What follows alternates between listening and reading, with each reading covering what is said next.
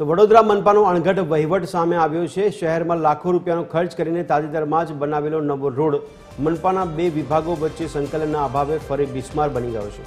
શહેરના કારેલીબાગ વિસ્તારમાં આર્ય કન્યાથી ભૂતળી ઝાપા તરફનો રોડ હમણાં જ બન્યો છે।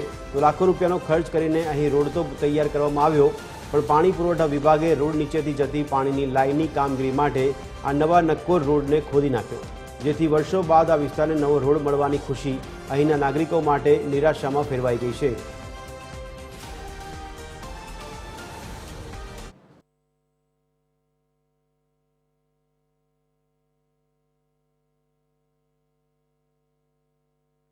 કે રોડ પ્રોજેક્ટ દ્વારા જ્યારે પણ કોઈ પણ રોડ બનાવવાનો હોય તો ગેસ ખાતું છે, પાણી પુરવઠા ખાતું છે, ડ્રેનેજ ખાતું છે, એ લોકોને ઇન્ટિમેટ કરવામાં આવે છે કે આ રોડ અહીંથી અહીં બનાવી રહ્યા છે, તો તમારી જે પણ કામગીરી હોય એ પૂરી કરી દો। આ ઇન્ટિમેશન પણ કરતા હોય છે, છતાં પણ સંકલનનો અભાવ છે કે એકબીજાના પત્રો જોવાનો અભાવ છે કે દેશ ઠોક ચાલે રાખે છે। ખરેખર તો આ ઇજનેરોની ફરી પરીક્ષા લેવી જોઈએ અને સામાન્ય જ્ઞાનની પરીક્ષા લેવી જોઈએ। ઇજનેર તો કદાચ ગાડો બી મેમરી પાવરફુલ હોય તો થઈ જાય, પણ આ તો સામાન્ય જ્ઞાનનો અભાવ છે અને લોકોના ઘરવેરાના પૈસામાંથી બનેલો આ રોડ તોડી નાખી અને લોકોને ખૂબ નુકસાન પહોંચાડે છે। તો પાલિકાના જ બે વિભાગો એકબીજા સાથે સંકલન ન કરી શકતા હવે સ્થાનિક રહીશો અને વાહન ચાલકોને હાલાકી ભોગવવાનો વારો આવ્યો છે। ત્યારે આ રોડ પ્રોજેક્ટનો ચાલી રહ્યો છે, તેમાં પુરવઠા વિભાગના અધિકારીઓ શું કહી રહ્યા છે, આવો તેમને પણ સાંભળ્યું।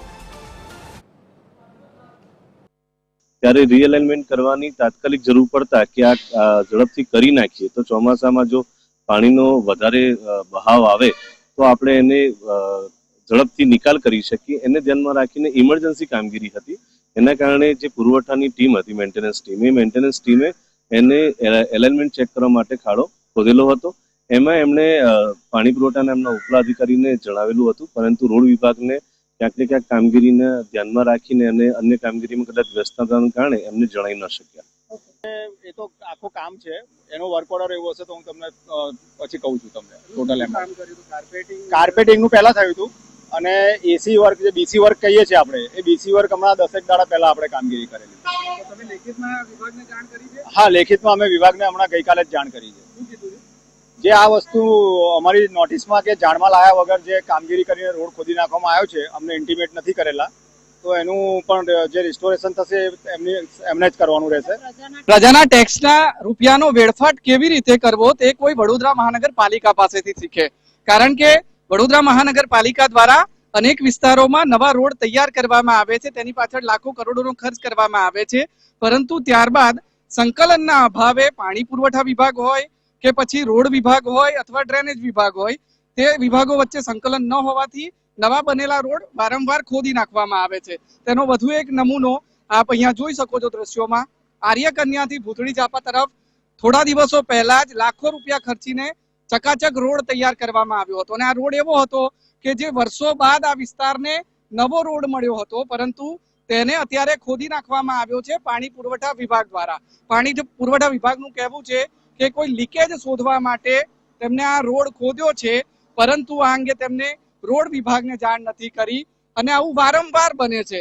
રોડ વિભાગ દ્વારા નવા રોડ શહેરમાં તૈયાર કરવામાં આવે છે, પરંતુ ડ્રેનેજ વિભાગ હોય કે પાણી પુરવઠા વિભાગ હોય તેમના દ્વારા સંકલન ન કરીને આવા રોડને વારંવાર તોડી નાખવામાં આવે છે। મુખ્યમંત્રી દ્વારા અગાઉ પણ વડોદરા આવીને ટકોર કરવામાં આવી હતી કે રોડને આ રીતે વારંવાર તોડવો નહીં, સંકલન કરીને જ રોડ બનતા પહેલા જે પણ કામ પૂરું કરવાનું હોય તે પૂરું કરી લેવામાં આવે, પરંતુ શેઠની શિખામણ શેરી સુધી એ કહેવતને વડોદરા મહાનગરપાલિકાના અધિકારીઓ સાચી સાબિત કરી રહ્યા છે અને તેનો વધુ એક નમૂનો, વધુ એક પુરાવો વડોદરામાં જોવા મળી રહ્યો છે। અમિત ઠાકોર, TV 13 ગુજરાતી, વડોદરા।